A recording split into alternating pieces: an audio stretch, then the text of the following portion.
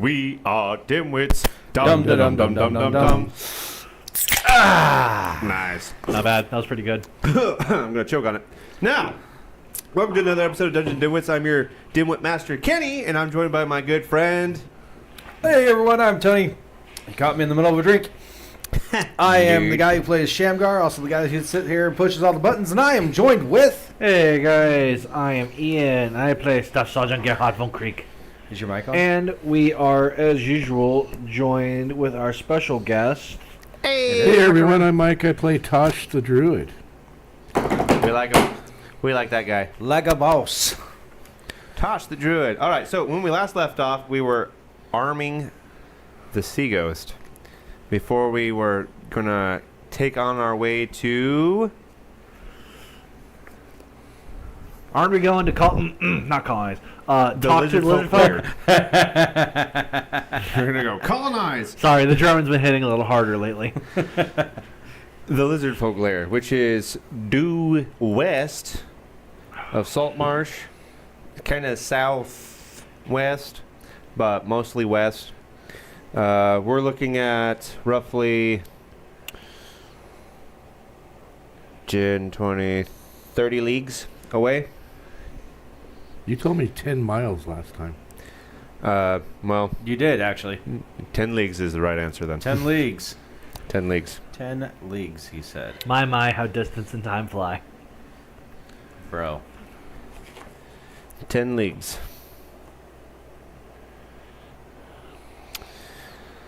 Any other preparations before you guys want to set off? Can we take a night's sleep? Yeah, I was about to say, I'm Yeah, going to make my how way to about- the Sea Ghost. And about he said he had it long fitted with all the rest? linens. I'm going to just walk in the captain's cabin, just fall face first into The the captain's cabin? That is my cabin. Oh, Hat. I have the hat. bed. Laughs and captain's sword, goes to sleep. All right. I'll let you guys hatch that one about amongst yourselves. Anything you want to do, Shamgar? Away from you, actually. Alright. I'm sorry, I was doing a quick Is there- sound quality check. What? Yep. Anything you want to do before you go to slurp? Let's see. I already think I did what I wanted to, which was get my brass knucks. Okay. And you know what? I think I might enjoy a meal and a drink, meal and And a see if drink. there's anyone nice to talk to. on your boat? Or are you going to walk through Saltmarsh?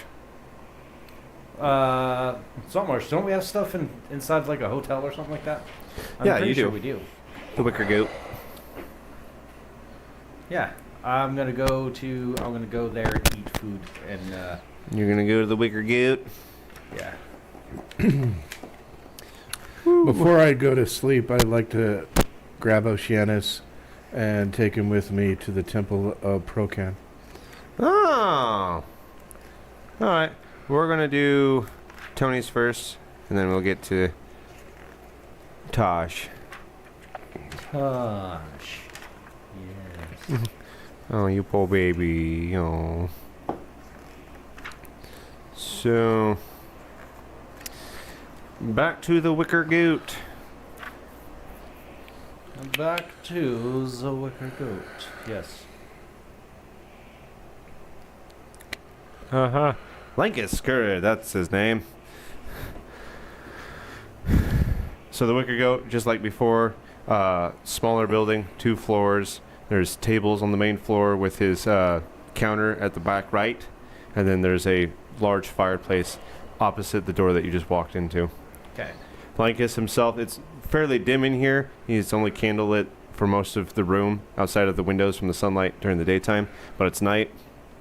And he himself looks like that he has also been drinking.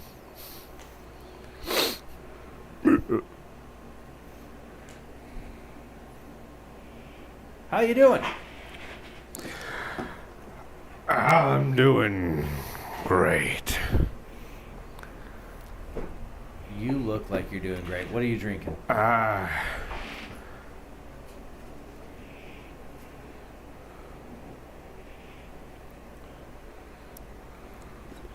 Down over by the riverfront, they got a place that's selling lobster wine, and gonna be honest with you, Horrifying. it's so gross. But does it do the trick? But I don't think I can taste anything right now.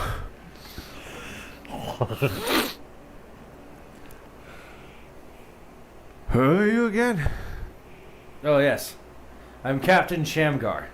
Oh my God. Oh, I didn't know I for had the a- love of God. Captain staying here. Are you hungry? I'm very hungry. Are you hungry? I'm.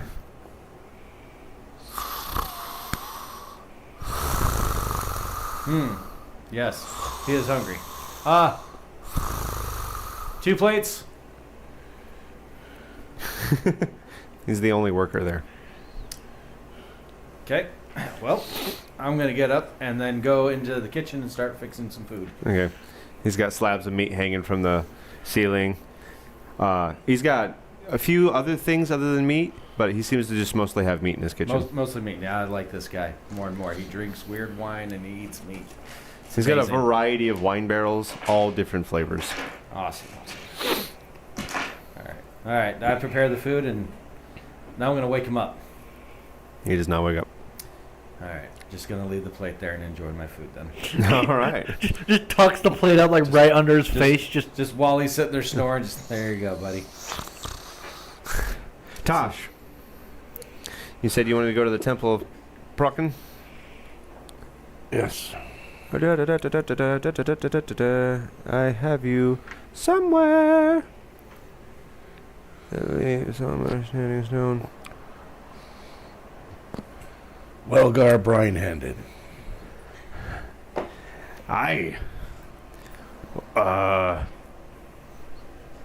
Sorry, I see a lot of people.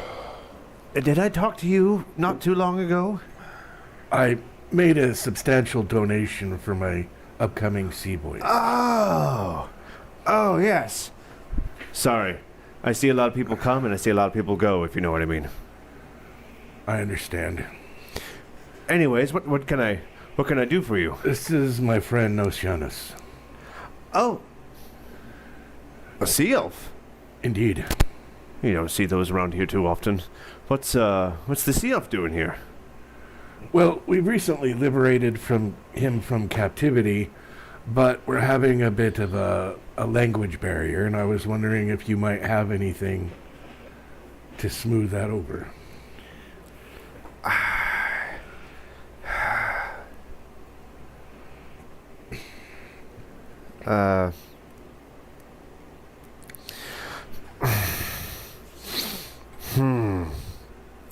No, I can't say that I have anything present that could do anything, but give me some time and I'll send up some prayers and see if Procken can offer anything that may be of service.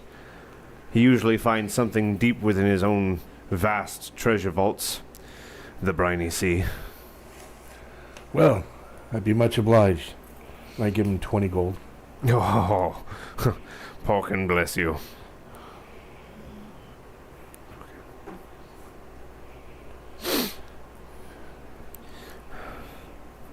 All right, and I will say that Taylor is also with Bellatrix going to sleep.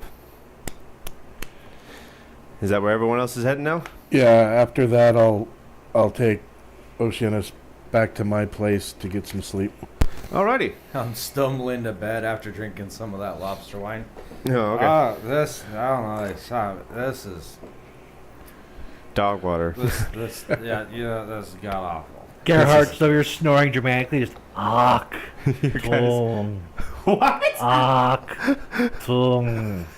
No. It's more muffled because it's through the mask. Yeah, you're correct. What if you did try to spit on someone? Tosh. What would you get? Hold on. Oh no, I forgot I'm wearing a mask. Hold on. I got the lobster wine. While he's sleeping, I'm gonna pour some in. I'm not gonna pour some into his wine or into his mouth. He's got amazing reflexes for the audience. Pure sleep reflex honed by years of just For like the from being like a audience soldier at from like the age home. of 7. Just He just pulled a gun on me, so I'm just gonna He's not go actually ahead and- sleeping in the bed. See, he dug a hole through the bed, and he's sleeping in the hole in the bed. Yes, I have made a foxhole in the ship. What have you done to my ship? Well, so it's your ship for nothing. The hat. No, I am just passed out in the captain's cabin. Just Alrighty. So we will go through the night. Any last requests before we go through the night? Does this count as a long rest? Yes, this will count as a long rest. super.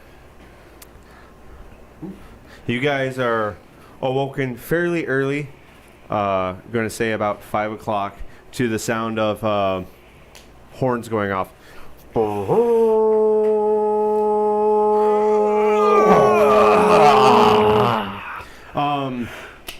Guten Morgen, my Freundin. Tosh, you recognize that sound to be coming from the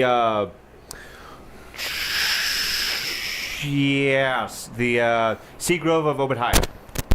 And that means specifically that they have received a warning from Burl that something has escaped the Dreadwood.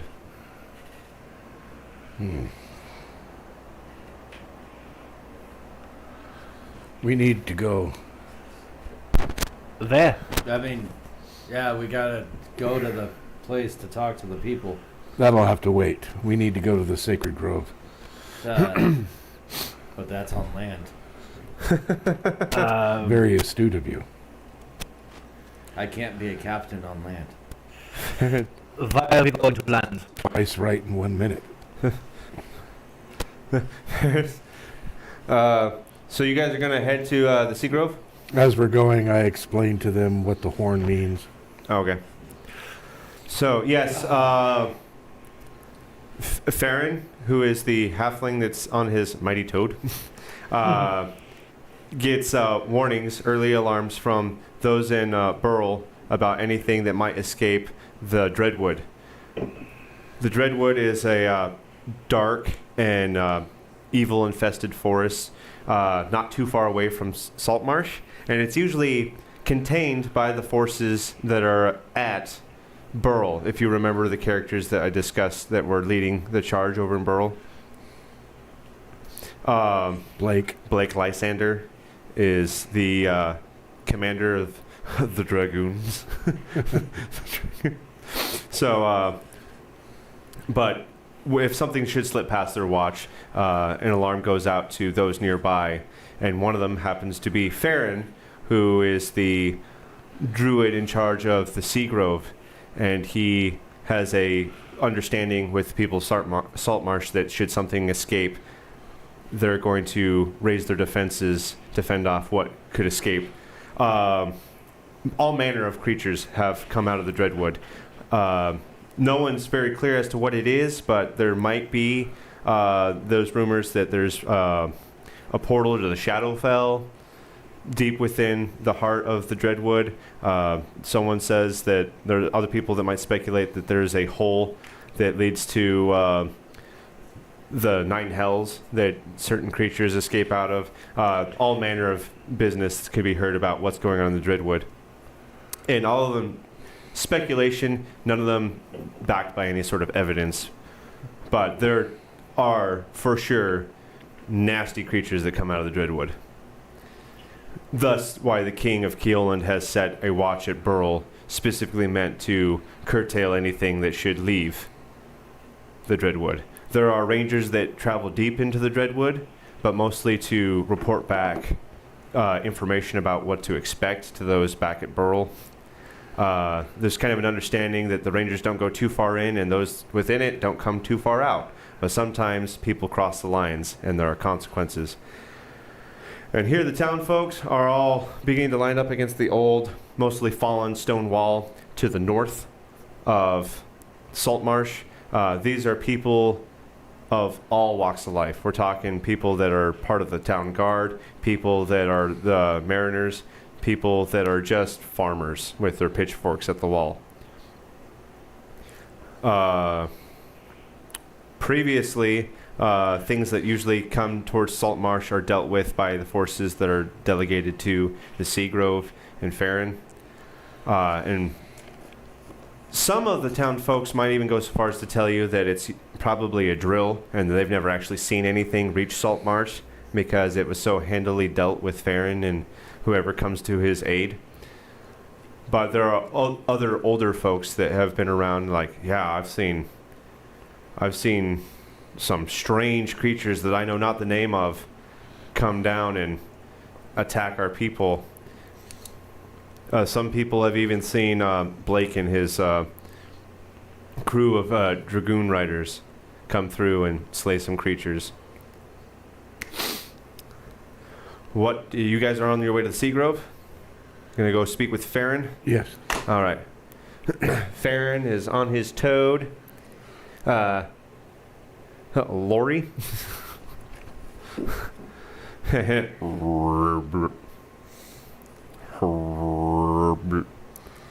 Ah, hey, I'm so glad you guys can make it. You see off to his side, there's this long blowhorn that's like laid up against a rock, and it's huge at the bell bottom. I was hoping that I was able to raise somebody's suspicions as to what was going on. I haven't heard any word from the town council yet, so The hopefully- militia is forming at the wall. Oh, good. Bad news up front. There is a hive of Kruthiks that have escaped the Dreadwood. And they are unfortunately heading south towards us. Was ist das? So a Kruthik is a nasty little insect. Some of them can grow to the size of a dog, but the adults can get as big as a horse. Think Starship Troopers. Oh, scheiße. If the Hive Lord is moving his nest, he's even bigger. No one knows how big a Hive Lord can get. Well, the only good bug is a dead bug. But we're going to see if we can forge ahead and cut them off, and if we need to fall back, then so be it, but we can at least get a good idea of what to expect, especially for the people back home, before the attack comes. Hopefully they move and go somewhere else, but if we need to fight them off, then we'll do what we can before we fall back. Sound like a good idea? Alrighty then. And you guys are going to head off north to the edge. Yeah, what's going on? Are they sensitive to light? Are they sensitive to light? No. No. Can, No, bugs are drawn towards the light. they are drawn towards heat. Their nests are usually in lava caverns, or they are known quite often to try and overthrow dwarven settlements and sleep and hive and nest in their forges. Okay. It seems like we should take a trip to the Kampfzweig. To the what? The dwarf. You guys want to head off to the dwarves? We already have intelligence on where they're coming from, correct? Yeah, they're coming from the north. Now we should find out exactly how much we're facing. We can't warn people about danger that we know little to.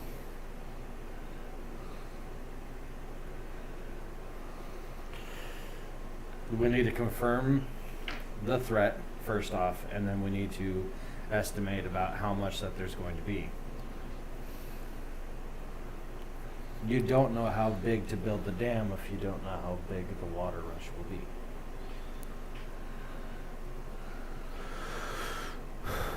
Ideas? Plans? I will turn into an. That's daytime. I will turn into an eagle Mm-hmm. and do aerial reconnaissance. All right. Show off. You wish.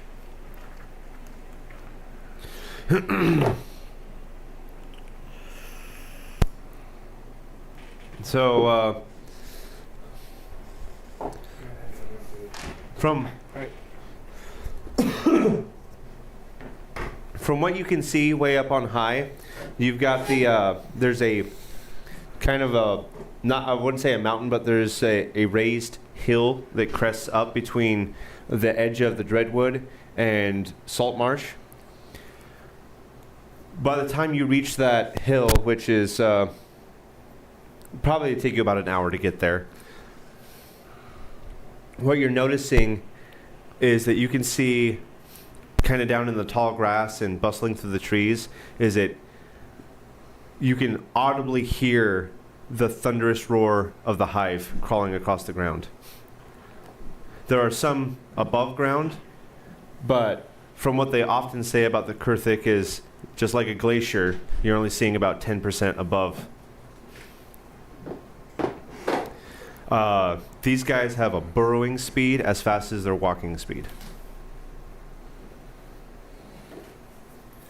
The younglings can make holes as wide as 2 feet, the adults as wide as 5 feet, and the hive lord as wide as 10 feet.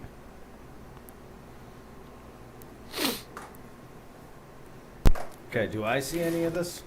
No, you guys haven't reached to where he's made it yet. He's got out ahead of you guys. What would you like to do, Tosh? Head back to these guys, All right. tell them what I saw, and start beating feet back to the druid. Okay. Farron, obviously. Well, they are heading this way. Do you know what direction of travel they were going, or Tell them. say what? Tell them. Okay. Wow, that's a lot. That's a lot. That's a lot. That's a lot. That's a lot. I don't really have a whole lot of defenses underground. So the small ones can't be too difficult to take out, but they don't typically migrate like this unless the Hive Lord has decided that they're going to move their nest somewhere. What exactly are they after around here? These are monstrosities. These are not natural creatures. I don't have a whole lot of understanding about monstrosities. To anyone who would like to, go ahead and roll history. I'll take history. History. History. Yep, history. Do so with advantage, Mike.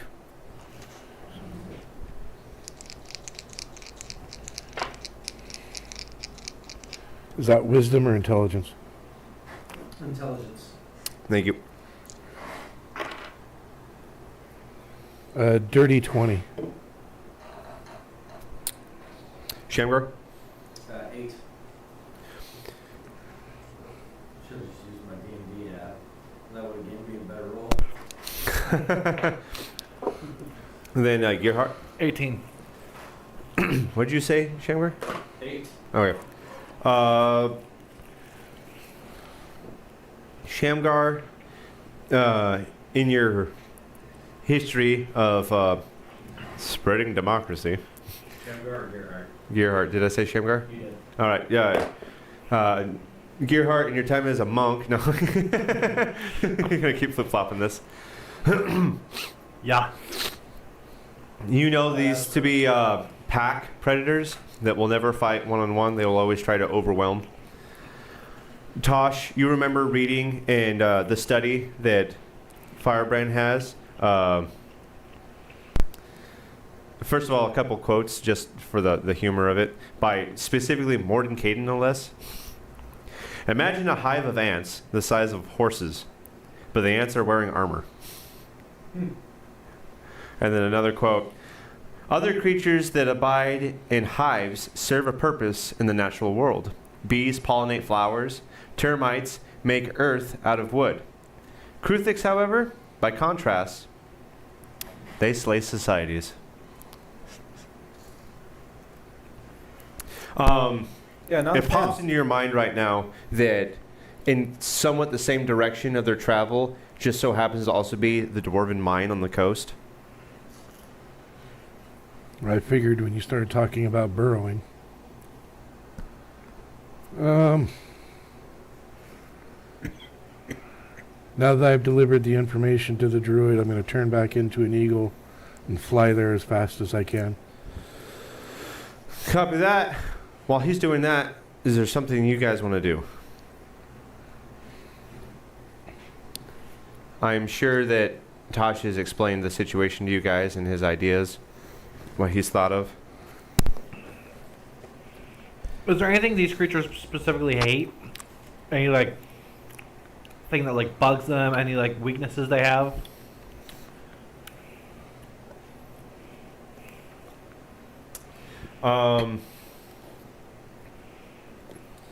Like environmental wise. There's they hate cold. They're not a fan of frigid air, ice. They're not a fan of water.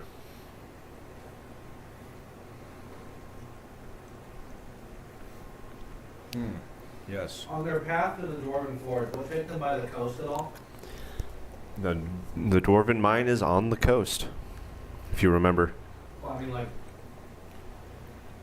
The coast is not between them and the mine. The mine is on the coast.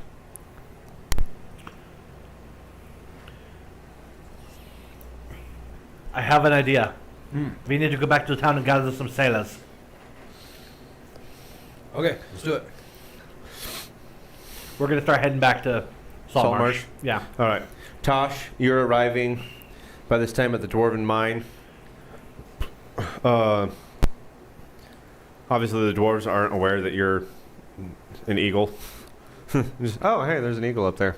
Land and change back. Holy crap! It's a 7-foot tall hairy man. Oh, wait, that's the guy that got rid of the skeletons. I need to speak with Manistrad. It's urgent. Oh, Menestrad's back at town. Who's in charge here? That would be our finance officer. He's counting coin in his cabin. He always is. Take me to him, please. Right this way. So, despite what you would expect of a finance officer, this is a very meager cabin. 3 steps, very short. You're going to have to duck down to get in. And the room is just wide enough that it looks like your office. Oh, okay. His desk dominates the space. You can kind of fit yourself in front of his desk. And piled all over his desk is papers and silver coin. Forgive my bluntness, 1, master of 2, coin. 3. Dadgummit! I was. There is a hive of Kruthic heading this way. I don't. Burrowing bugs. What's a like Kruthic? things? A burrowing bug. I imagine we can take care of this burrowing bugs. They just step on them, yeah? Hundreds of them. Huh. The largest one, the smallest one the size of a dog, the biggest a horse, and the hive is a monstrosity unto itself, let alone the hive master. So we could just. I mean, we're here. We're obviously well fortified as we already are. Let's just burn the pests. The chitin is like steel plate. They have great barbs that they can toss and stick you with. Their bite is not to be underestimated. That's about the end of my knowledge, but I think it should be more than enough. Well, let's not fight them head on then. Let's just burn them. Burn the pests. We're at the coast. We can't be hit with our own fire. They come underground. They come under. Oh, he gets up from his. He just kind of like scoots between your legs and gets out the door. Hello, men, into the caves! And all the men are just like hut, hut, hut, hut, hut, hut, and going down to the caves. We've got to protect the silver veins. We just discovered them, and we can't lose them now. We can't really use fire underground because we'd burn all of our oxygen down there and we'd suffocate. What else do you know about these people? The Kruthic. Well, they're more like ants with armor. Oh. Well, maybe steel. I can't really use range. Huh. One of the things I read says that they hunt by heat. Heat. Oh no, the smelters are down there. This is bad. This is bad. We gotta find a way to crush them quickly and in large quantities. Damn it. I need to go to town and inform the council. Do what you have to. I thank you for your warning. I'll see what I can come up with here. Change again and take wing. Go back to you guys. So you head back into town. Yes. Yesterday, he met with a dude to ask for crew members to be assembled at a tavern. We make for that tavern. I actually break away. Okay. What's your intent? I'm gonna go find Pumpkin Tat. What? What's his name? Pickatalk? Pumpkin Tat? Punkata? Or Yep. shoot. No, now you got me wondering what what his name is. Pumpernickel? The deck mage, Yeah, I'm gonna go find the wizard. he's locked up. Yeah, he's inside the warded cell at the jail. Okay. Punkata? Yeah, I think it's Pumpkin Punkata. Tat. All right, well, let's do Gearhart first. Gearhart, you're going to come to the not there. The snapping line. Yeah. You come inside, and the snapping line looks like all manner of roguish activities go on here. Just as soon as you walk in, like, this is where drug deals go down. And it's right there. It's actually placed on the dock, so it's hovering above the water.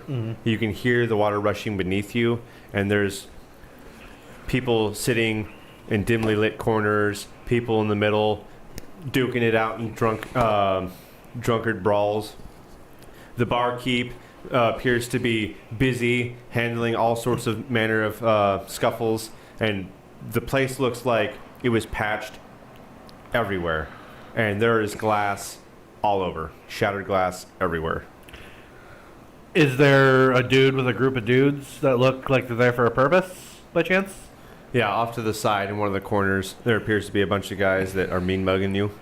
I march over to them. I'll use the set as requisition for the Sea Ghost. What of it? Today is day one. Come with me. Well, hold on a second. I want to know what the pay's going to be. After we kill the set, you will be in a much better negotiating position. Time is of the essence. I don't think I want to go with you anywhere unless we discuss some coin. What is your price? Well, after we talked to that feller back there, he was saying that you guys are going to come into some good money. So I'm thinking, and then the boys here were thinking, I should say, that we ought to get maybe 10 gold pieces each. Jawohl, come. All right.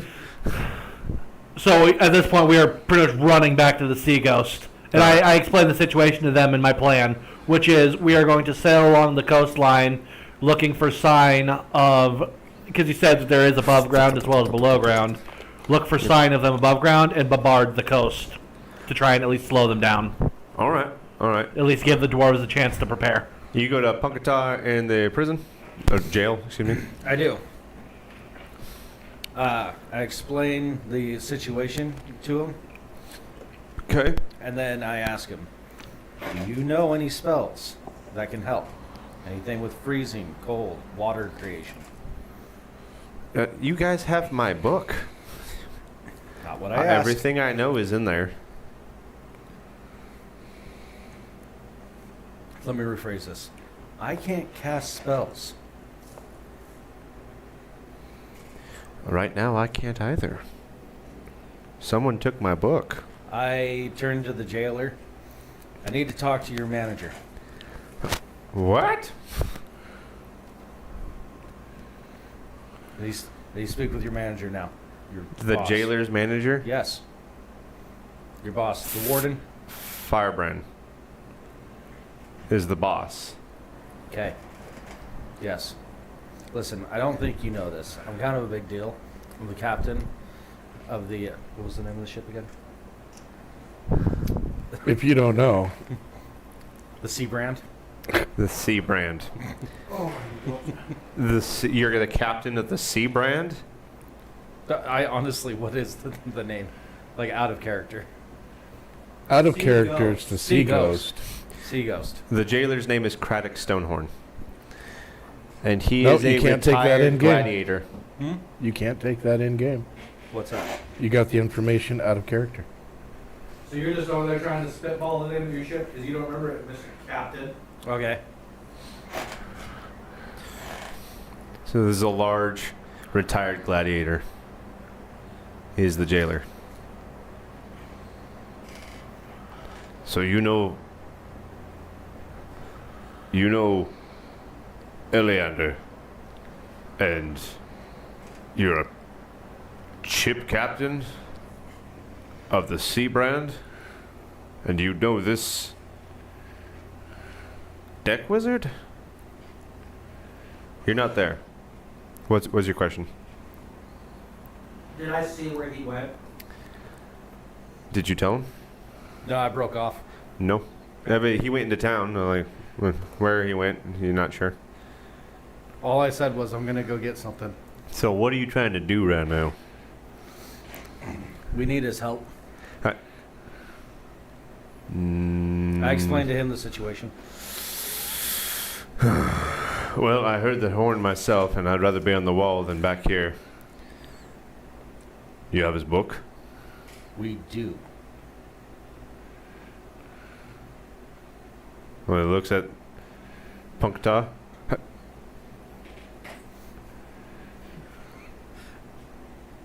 Punkata raised his arms, confused. Listen, we put him in here once. If he acts up, I will personally assure you that we'll put him back in here. But right now, he's kind of pivotal to saving this area. Okay. Roll persuasion. Oh, my rolls have not been great. All right, listen here, little guy. We're gonna find out. I'm gonna need you. Okay, I'm gonna need you to step it up tonight. All right. Ready? Here we go. That's a 2. What's your plus to persuasion, anyways? Not great. It's 1. Oh. Yeah, he's not buying it. So that's a 3. Not. Craddock is like, no, we're gonna leave him in here. It's the truth though. Well, you didn't sell it very good. I didn't sell it very good. Okay. So Craddock. What about if you go with? You said you wanted to be I'm on- going anyways. Give this to Tony. You're okay. Buy a roll. Buy a roll. Get out of here with that. I almost pocketed that, not gonna lie. So he's gonna head off. Keys clearly on his waistband, and he's gonna go to the wall. He's leaving Pukta in the warded cell. Pukta's like, well, it was entertaining. Okay. What do I gotta do to use your book? Be a wizard.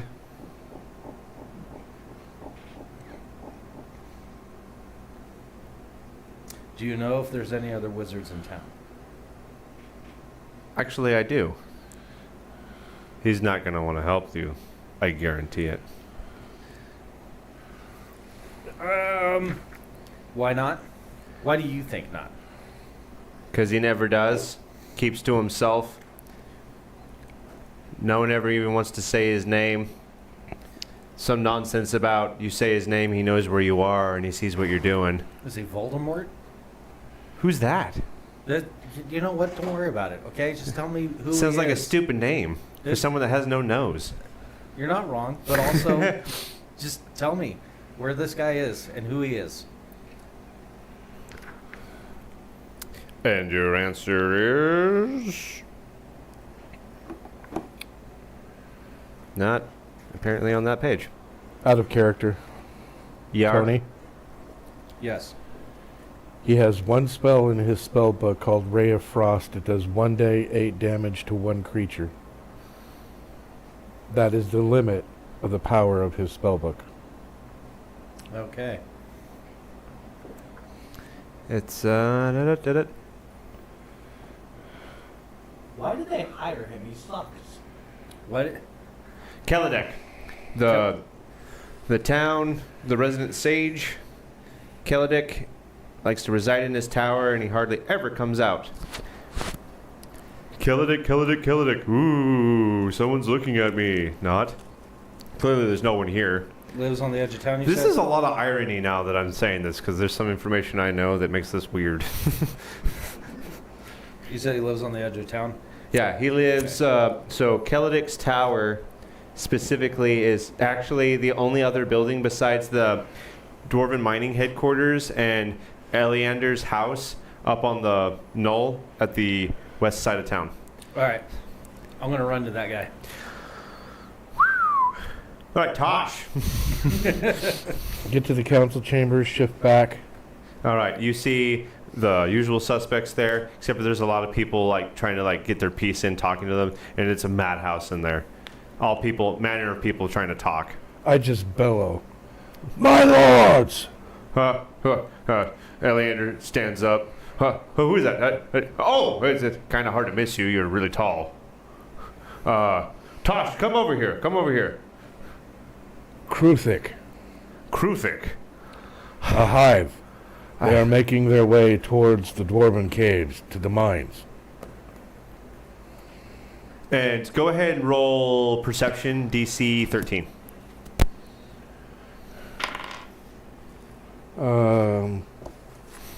11 plus 11 is 22.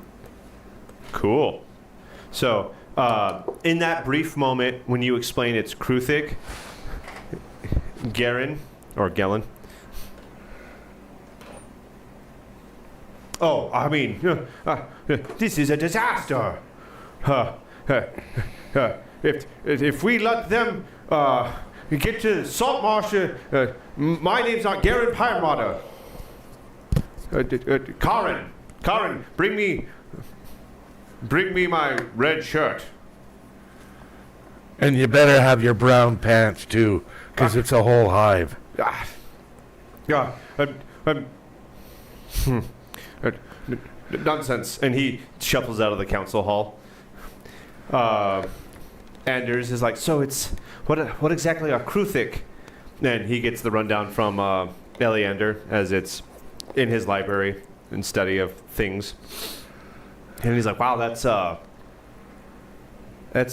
lot. I think we should join them out on the wall and defend ourselves and support our dwarven allies. Again, his butler coming from behind him yet again to let him know,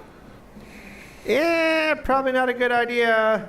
The same spiel as you guys have heard many times over. You're the only heir to the family fortune and estates. We can't lose you. It's best if you stay off of it. This back and forth between these two is constantly going on. Anders wants to help. The butler says no. And then they eventually just come at an impasse where it results in the butler getting his way.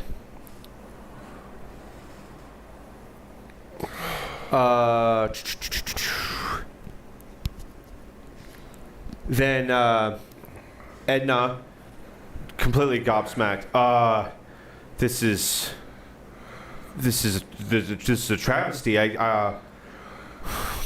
Well, I'm not going to make anybody move from the wall because Saltmarsh has to be our priority. We can send support that we can muster up what little of it for the dwarves, but we have to protect Saltmarsh. That has to be our primary focus. And then Eleander's like, all right, but like, they're not coming here.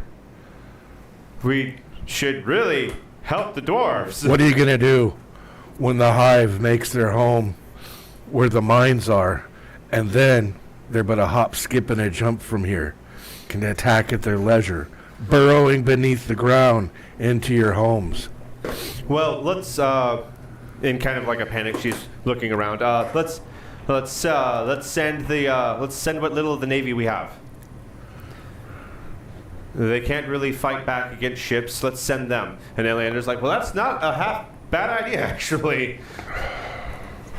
It's right there on the coast. I'm sure that some battery fire from some ships would drill a hole into them. Steel plate armor means nothing against a good cannonball. We will send our ship as well. Good, good. That's why I like to hear that. So we'll keep most of our forces here. You to don't know that protect yet, but we Saltmarsh. are. Great minds all think right now. But we will send a couple people, whoever is willing to volunteer, to go down to the dwarves. And roughly half the people in there are raising their hands, volunteering. All right, those of you that wish to go, you're going to follow with this crew right here, and he identifies Tosh. Go take what men you can convince from the wall and head to our friends at the Dwarven Mining Contingent. That is it. And Edna's like, yeah, I agree. And Andrew's just like, I'm third for that. Copperlocks this whole time has been like, I should not be here. I should be with my dwarves and my men. They're looking for their leader, and I'm not there with them. And without voting, she just barrels out the door. And of course, Galen has already left, so the vote being 3 of 5 passes. They're going to support the Dwarven Mining Contingent. Okay. Ask Eleander for the horses we had before. Absolutely. He gives them to you, and for whatever he can muster up for the rest of the people that wish to go. Those on foot, it's going to take a little bit of time to get down there. The ships will be faster, Yes, they will be faster. They So can you want to load load up- everyone up on the ships? Yep. All right, let's do that. and I'll go to the wall with Eleander and see who we can muster there. Gearhart, Actively, people are loading up onto ships, you're seeing. yeah. Soldaten, enter! What? Hold the ship to fight! The lizard folk are like, I'm going to need you to quiet down. I start shouting at them of fluid lizard folk, get on the ship, it's time to fight. I have the biggest hangover right now. I actively run down the gangplank, start kicking them up the gangplank. just, okay. Schnell! Schnell! Okay. I get it. You're upset about something. Kick. You know kick. what? We can talk about this. Actively pulls out revolver, starts shooting gunshots. Boom! Oh, that's boom. so loud. Schnell! No! Okay. Stop it! I'm going. I shout to the crew, loads of weapons! All right.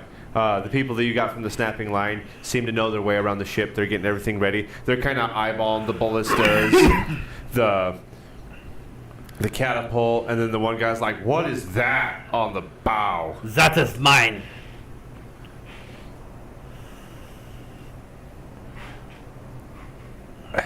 Surely it has a name.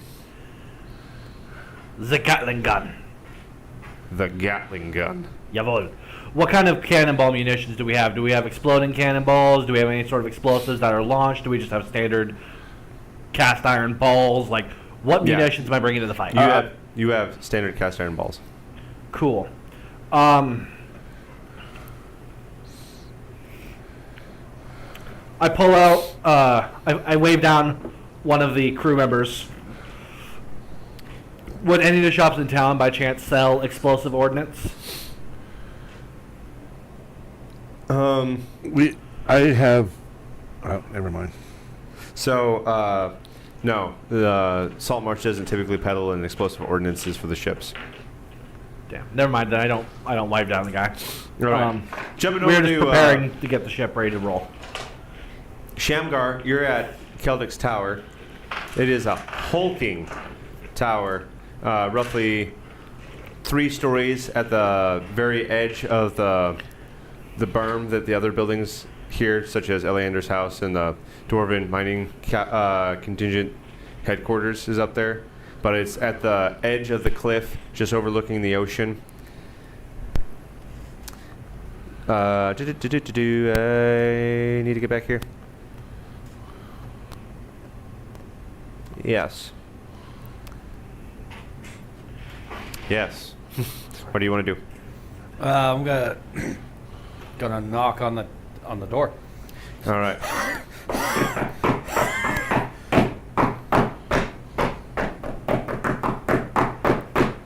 There is no answer. Try again.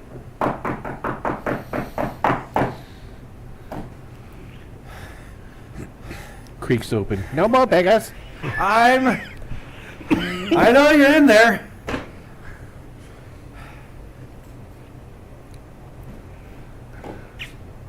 Anything? Nope. There is not a whole lot going on. Can you do the Sokka thing from Sokka's Master where he just starts wailing on the door with the door knockers? Oh. Anything you want to say or do? Need me to remind you of what his name is? I wrote it down. Kelladek. Okay. Yeah. Kelladek! Nothing. Nothing. Nothing. All right, Kelladek, you old Oh, fart. okay. Oh my god. I know you're in here. You need to come out and talk to me. Please. Some fierce words. Still not. Nothing. Okay, I'm going to punch his door open. Oh my god. You can I try. can try. Roll for damage. So this is how the monk Just damage, dies. huh? Yeah, just You damage. couldn't It's punch a door. How are you gonna open miss a door? desk drawer. What's that? You couldn't punch open a desk drawer. Yeah, I didn't have my brass knucks then. We shall Oh, that's see. going to make so much difference. We're going to find out.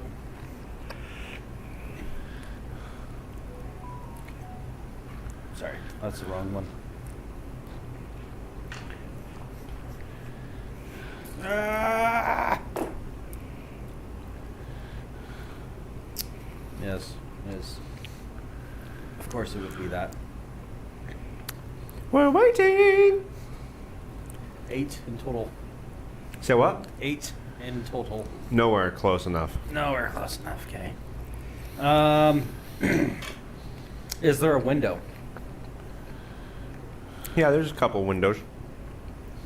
There's a couple windows. About how far up are they? On the main floor, not too far. Maybe 5 feet off the ground. Oh, I'm gonna go look through the window. All right.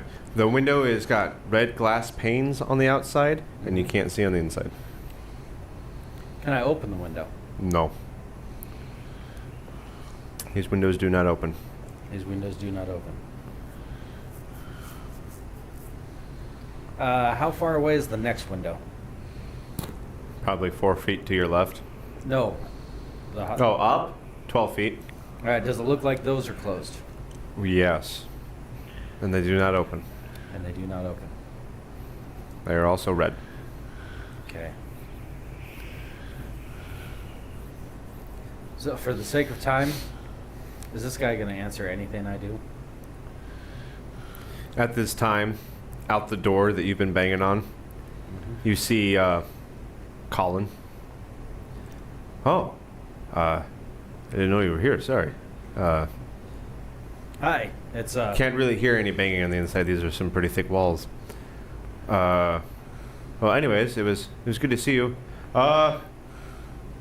Sir, it's you ready to go? And then out comes Galen Primewater. Yes, Karen. You. And you. Were you just inside that tower? Colin, give this man some money so that he can go away. Why is it that he looks like he's moving away like a snail? Just And I was thinking more a Muppet. Colin is like, would you like some silver pieces, or would that help you with your journey? What would ahead? help me is if I could get a hold of Kellandek. I've never seen Kelladek, sir. I don't even know if he exists. Then why are you here? Because the master told me to come here. Does your master know Kellandek? Karen! Sorry, the master's calling me. Come on, Colin. He takes off towards Galen. you didn't even get any money. You nincompoop. Not everything's about money. So, Spoken like a monk with no wallet. can't hear me knocking on the door. Can I open the door? Nope, doesn't appear to be opening from the outside. Can I walk around and see if maybe he's outside? It does not appear that there's anyone else outside on the property.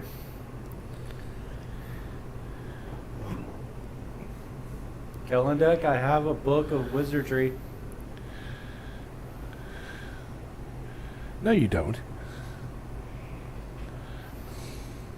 No, nothing, huh?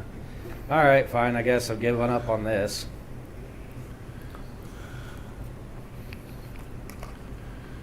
Back to Tosh. Yep. Once you get to the wall, let Eliander make his speech about reinforcements. I'll leave the horse I've got here. I'm going to turn him back into an eagle and make best time I can to Burl. For Burl? Yes. So. 16. All right, he's convinced quite a few people to get onto the ships to help the dwarves. You head over for Burl. Back to Gearhart. So, when are we leaving? Is the ship ready? I don't know, man. I'm just for the ride. Like, these lizard folk look like their eyes are bloodshot, and they smell like smoke. There was this guy at the Green Market. He was selling some good stuff.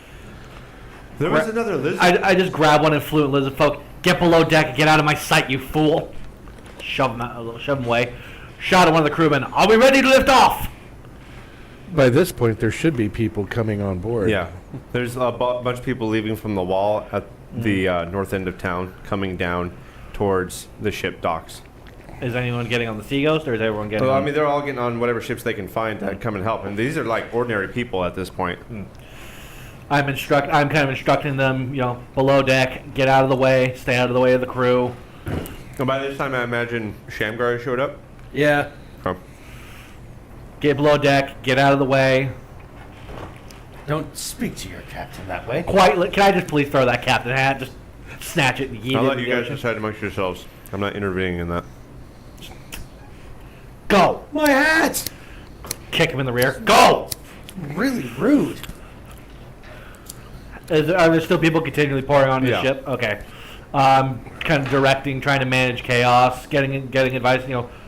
Talking to the crew. Are we ready to go? Are we loaded up? How are we doing with that? Cans loaded. They're loading as many people as they possibly can. Not a whole lot of supplies are getting loaded up to make space for the people, because these ships are getting packed to the gills. Store whatever you can in the cabins. We need supplies, not just people. We have supplies on board. Well, I mean, are the weapons loaded? Is the ship ready to go? People are bringing whatever they can that they think they can fight with. Are the cannons loaded? Yes, the cannons are loaded. All right. Cannons. There's other ships besides the Sea Ghost. Oh, okay. Don't we have cannons? No, we have two ballista, Oh. a catapult, and the Gatling gun. Oh, cool. Well, are those loaded? Yeah. Cool. All right. Well, I guess I'm just kind of waiting for enough people to get on the ship so I feel comfortable taking off. Back to Tosh. Just winging towards So Burrow. as you fast as- have quite the journey ahead of you.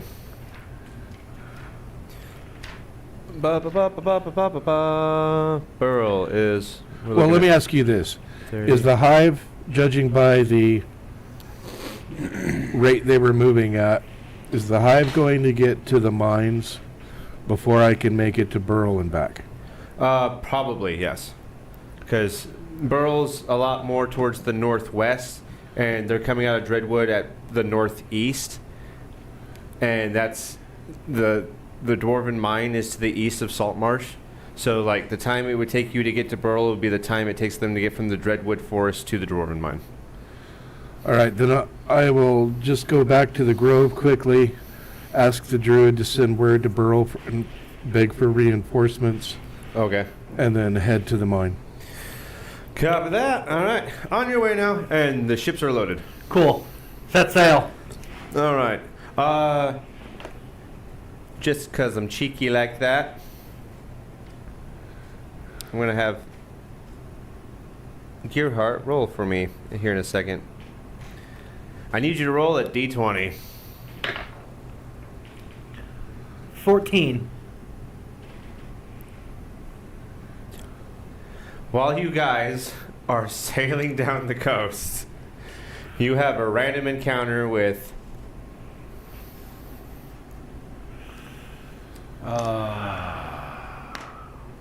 4 and 3, 7 pteranodons. Because there's dinosaurs in this module. Let's pretend that Shamgar knows what a pteranodon is. Are they hostile? They are trying to capsize your ships as we speak, or doing the best they can. Yeah, I just basically gestured for the crew. Attack it! All right, they're doing the best they can. Some of the people, obviously, they have like pitchforks, and some of them have like knives and whatnot. And I'm standing up at the where the wheel is, and I have my rifle, and I'm shooting them as I can see them, just cracking off shots, trying to at least scare them off, if not kill them. Did you see Jurassic World? Yes, I did. And you know the surefire way to put down flying things? You shoot them.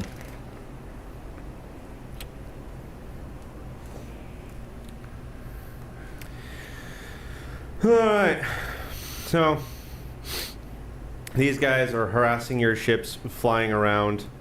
Some of them are kind of like picking at people, picking some up, not exactly carrying away anyone quite yet, but picking up some of them, and they end up dropping their weapons. Some people are getting slashed at by their claws. Have I hit any of them with my rifle? You're just firing off into the... I'm shooting at them. Okay. Yeah, a couple have been hit. Some of the people are with crossbows and some with bows and arrows start shooing them away. After 2 of them fall, the rest begin to scatter and fly away. Tend to the injured. We cannot stop. Okay, we're just gonna ignore that just happened. There is no time. Okay. Alrighty. Sometime later, you guys are arriving at the Dwarven mining contingent just off the coast of it. Pretty much drop anchor, kick down a ramp. Disembark! The dwarves seem to be like in a hub bustle.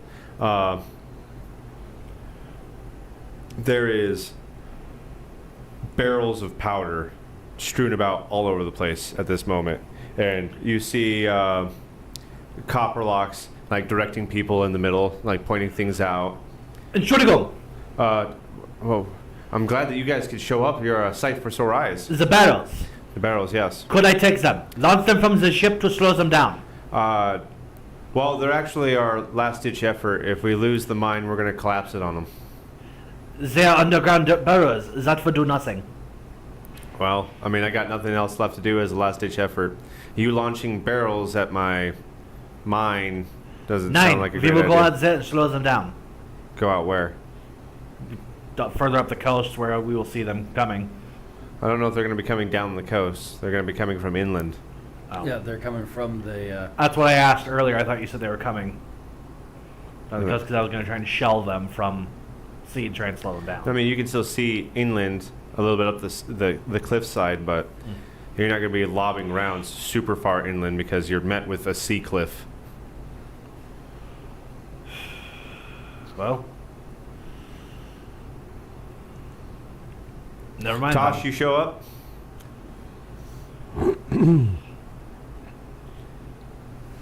Okay. Copperlocks. Yeah. What planned defenses do you have here? Well, what we do have is mostly men-at-arms, dwarves down in the mines right now, being prepared to defend what we have. And if we get overran, we're going to detonate our powder and drop the mine completely on top of them. I understand that these people or these things are native to the soil, but we're hoping that perhaps that we can crush them. I don't have to deal too often with these monstrosities. They're not something that are really native to us dwarves here. It's an unknown enemy to me. And they seem like they're purpose built to just murder my people. My friend here said that they're attracted to heat To heat? and that they are susceptible to cold. Cold. By lighting fires, you're bringing them to us more. You have Oh. to freeze out the mine, draw them away. get So them you say go we have to somewhere quell else. our forges? Yes. That simply can't do. A dwarf never quells a forge. Then you will die in your forge. And you will Nope. die with it. Listen. Maybe shield your forge. Oh, we're doing that plenty. But all I have is men at arms, really. Right. But is there a way, Tosh, maybe you can help me out here. Is there a way that it can be shielded through, like, I don't know, a wall of ice? Don't really have a whole lot of magic around here. I was just talking to a wizard. Or not, as the case may be. Or not. More like yelling at his door. No, not that one, the other one. Sorry, we Who? get into these stats. I went to go talk to Is there an Kellydeck. overlooked position where we can have maybe a rise advantage over their approach towards the mines? Unfortunately, no. There's a massive creeping hill between here and the Dreadwood, and until you reach that halfway point, it's all uphill towards the Dreadwood. Are you in charge here? Manistred Copperlocks? Yes. Yes.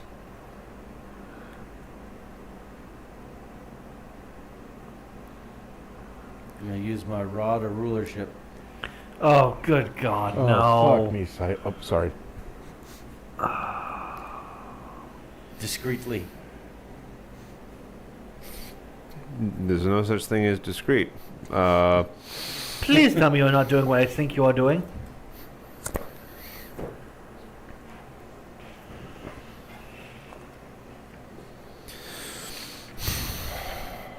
All right.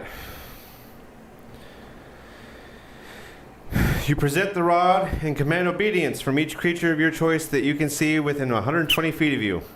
Each target must succeed a DC 15 Wisdom saving throw or be charmed by you for 8 hours. Is that what you want to do? Yes. No, for God's sake.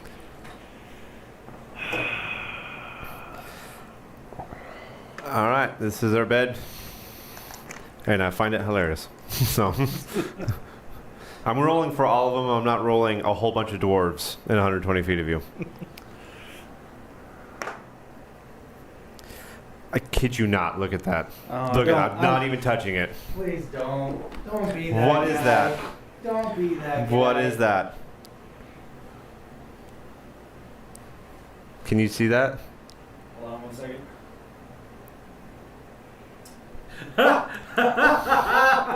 Oh, that's a Tony roll. That's a nat 1 Oh my for all God. the dwarves. So they all just woke up and took their stupid pills today. All right, all the dwarves find your reasoning very attractive, in fact. Okay. So, we're going to find a way to quell your forges or shield them. I mean, I would rather shield them, but I suppose quelling them could. Let's how about we do that? All right. Best of both worlds, right?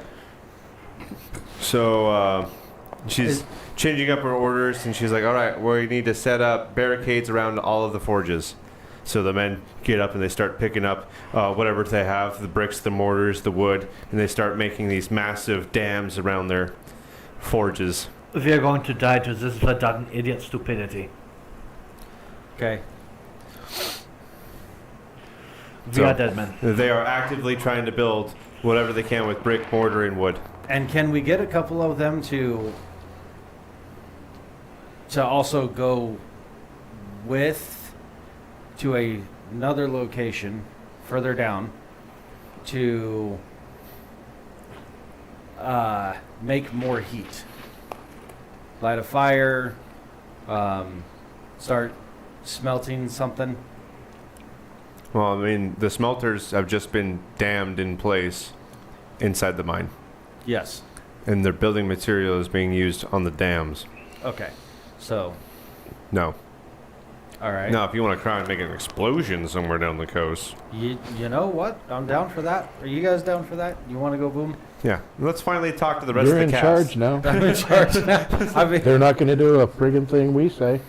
they are if I tell them to.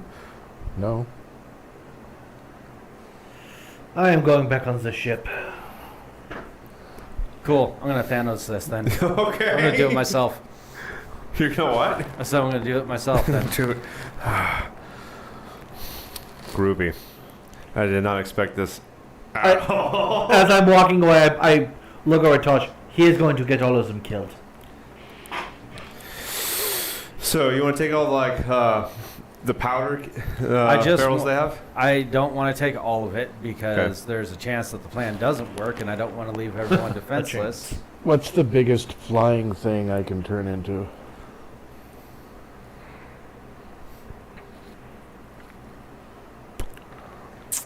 A pterodactyl? 79. I went too far. These are dragons. No, not a dragon. I mean, that'd be nice.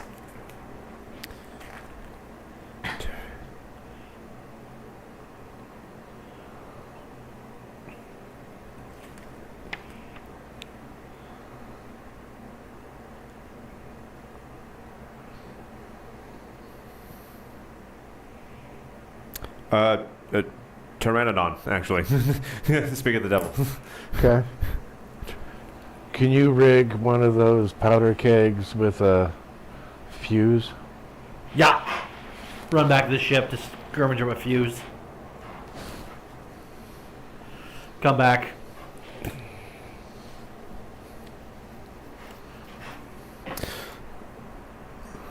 Barrel of fuse. For like 5 seconds.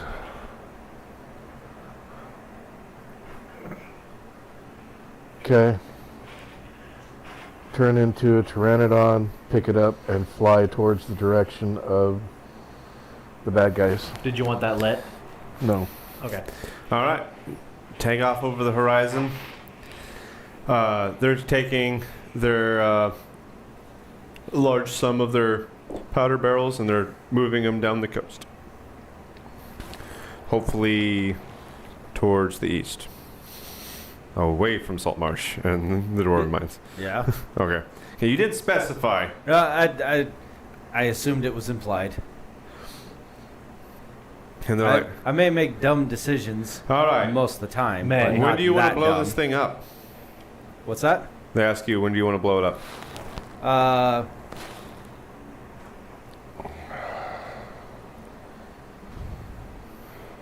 How far away are the Kruthiks? Nobody knows. Nobody knows. Nobody has really checked in on them in a little bit. Okay.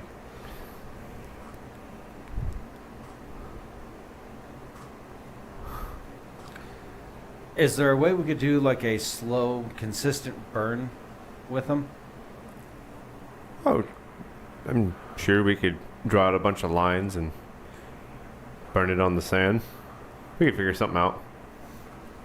Why don't we do that and see if we can extend it out for, I don't know, an hour or so, long enough to be able to attract the bugs to this location. At the very least, if we can, You got to out-heat their forges. their forges are shielded.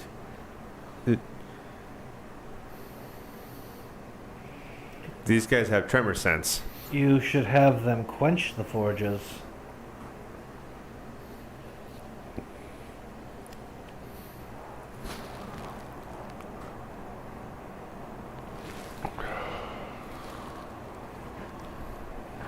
Tremor sense. Does that mean that they're attracted to the tremors? That means that they can sense through earth, Mm-hmm. and they can detect heat beyond sight. I mean, what about obviously. what about if we use it to heat the sand from the coast? I mean, you can definitely heat the sand, but if you were the Hive Lord and you had to decide where you'd want to place your people, like the heart of a forge or some burning sand. Which one burns hotter? Because I mean, the forges are supposed to be shielded Yeah. to reduce the heat, right? It's not a whole lot that's going to stop them from getting through those dams.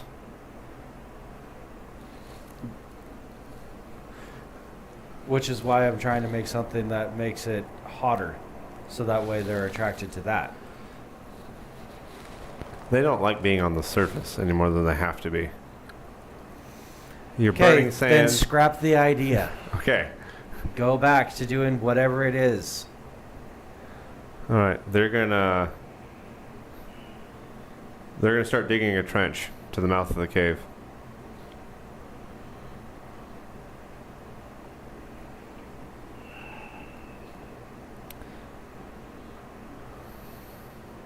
The Tosh. dwarves are? Yeah, the dwarves are. Okay. That is where we will leave them off. You are flying overhead, and not even a mile out from the coast, you're seeing silver ants crawling through the underbrush and the forestry. Okay, fly back ahead of them a short distance where I can land safely. Turn back into myself.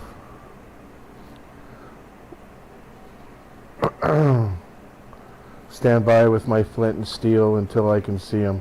All right. Gearhart? Gerhard has had the sailors reorient the ship, so that way the Gatling gun, the ballista, and one of the catapults are facing the shore. So that way, from at least the harbor, we can provide some fire onto them as they try to make their way into the mine. All right. They are. You can hear them coming. Okay. Stand ready, man. And there is a rumble under your feet.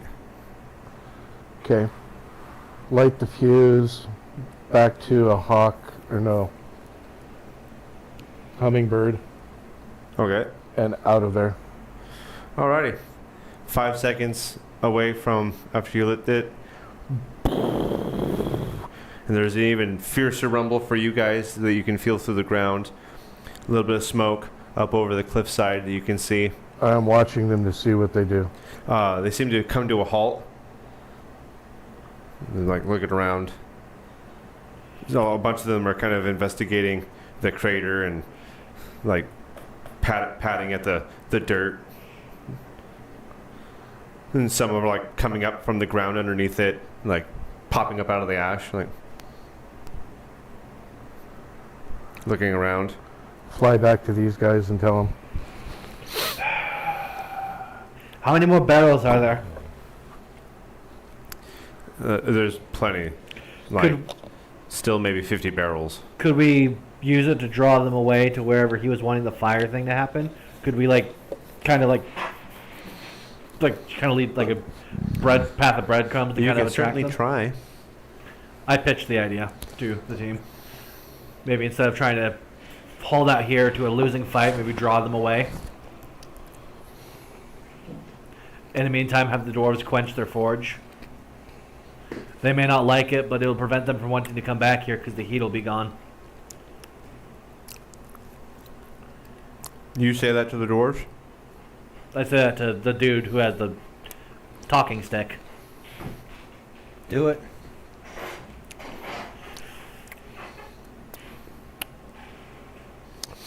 Okay. I also so pitched the idea they to start the resident shapeshifter tearing to down carry. the dams they built so they can get to their forges. And it looks like it's really like all the dwarves are like really struggling against trying to kill the heart of their forges. And finally one of them's like, do it! And they kick the block out from the dam, and the trench they built into the mine starts gushing with seawater. And it fills their mine. The silver mine begins to fill with seawater.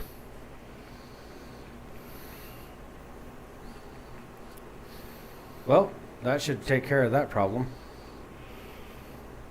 These things don't like water. Yeah.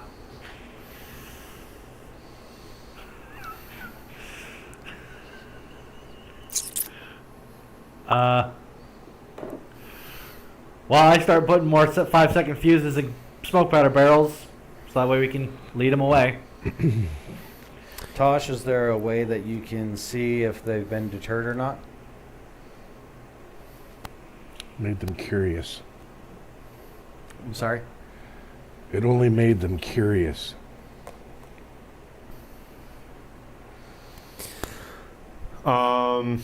The thundering has stopped. The vibrations in the ground. There doesn't seem to be a whole lot of movement anymore. And from the sea cliff, you don't see any sights of the Kruthiks.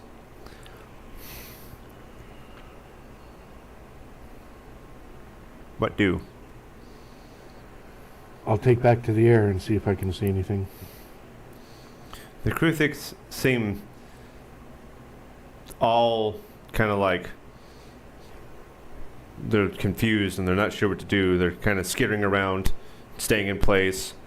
There's not quite as many above ground at this time.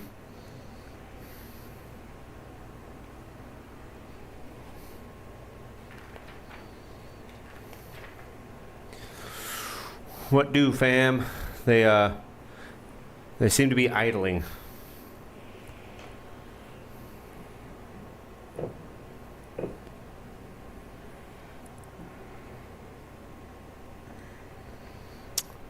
How many people total do we have on the ships, plus the dwarves?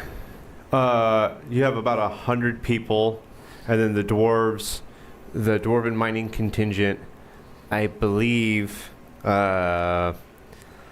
somewhere in the hundreds, but let me re-verify that.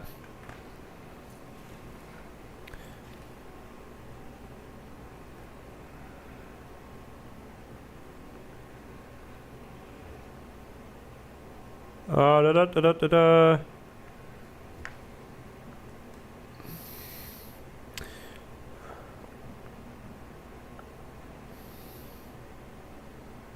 There are 200 dwarves with you. How many townsfolk? You have 100 people in total that came with you on the ships. And of those 100 people, and of the 200 dwarves, by looking at them, their bearing, how many would I estimate actually are veterans? There's only about, of the 100 on the ships, there's only about 30 veterans, and the dwarves themselves all seem to be artificers, miners. Some of them are guards and whatnot that have weapons, but most of them seem to be some sort of job practitioner. This is not exactly a veteran fighting force, but it is what we have. It's a slaughter. I recommend we get the dwarves and people on the ships and take them back to Saltmarsh. Yeah, why we do that? The ships were Leads- already packed to the gills to come down here. The dwarves aren't going to fit on those ships. While we make runs, you continue to do the smoke powder barrel thing. Makes them curious away from the mines. Well, if we can't load the dwarves on board the ships, then It at least buys time to try and free up the ships. We still Make have runs. the burning the powder from that we took, right?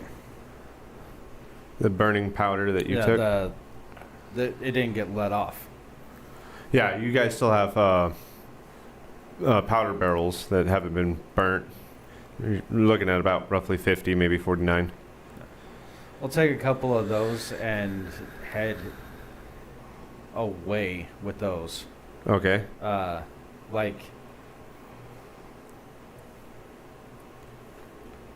you said that we're facing east, so more like Well, the cliff, if you're looking at the cliff from the ocean, it's to the north.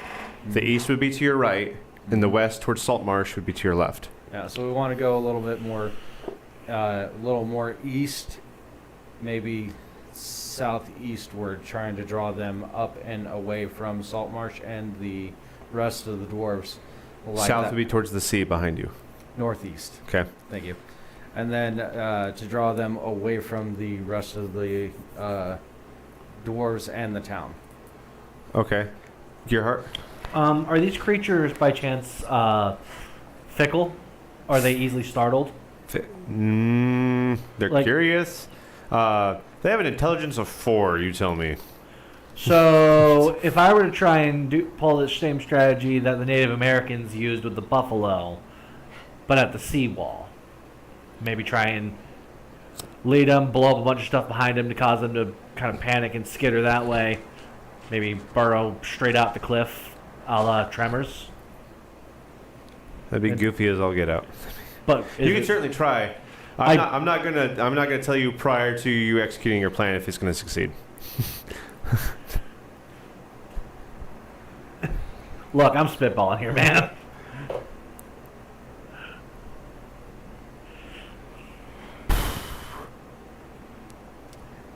Without knowing how many are underground, obviously. When I saw them the first time, how many approximately were above ground? You saw roughly, in your guesstimations, probably 150 above ground. And of those 150, how many were adults? None. Just dog-sized ones. They were all dog size, yes.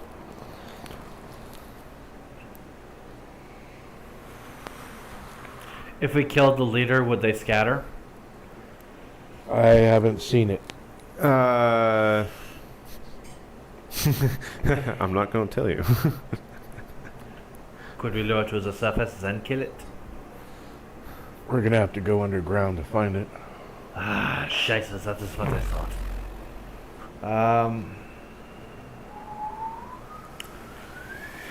I'm not real keen on the idea of being caught in a tunnel with these things. 9. So, we could either lead them away or try to lead them to their death. Tosh, go ahead and roll percentile for me.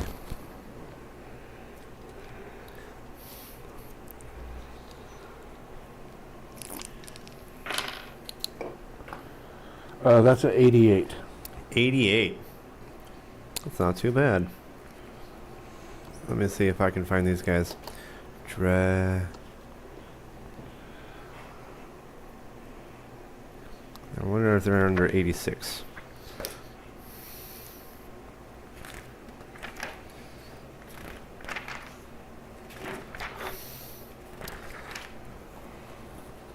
Enough time has passed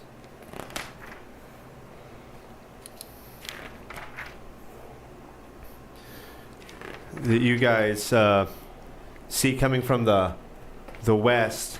There looks like there's some sort of like black figures approaching, but they're moving fast towards your direction.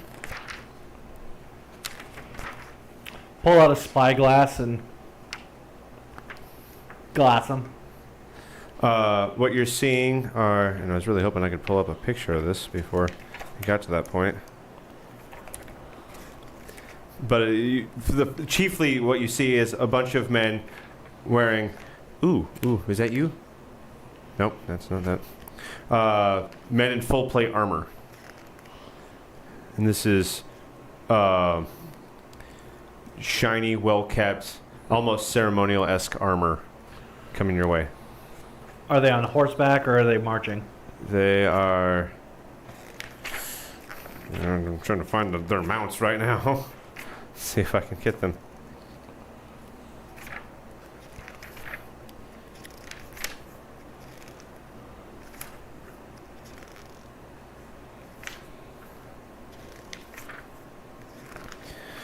Woo!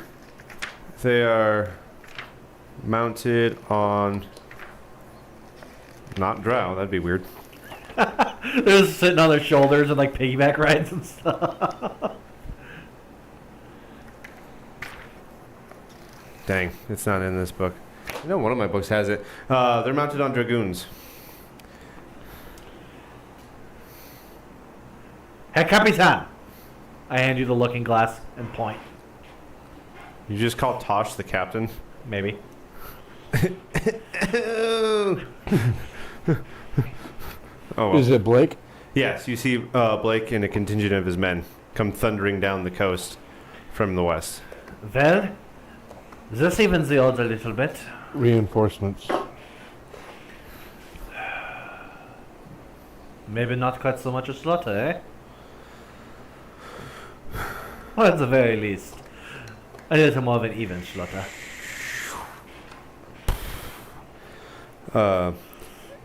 In a little bit more time, they come roaring in, come to a complete stop.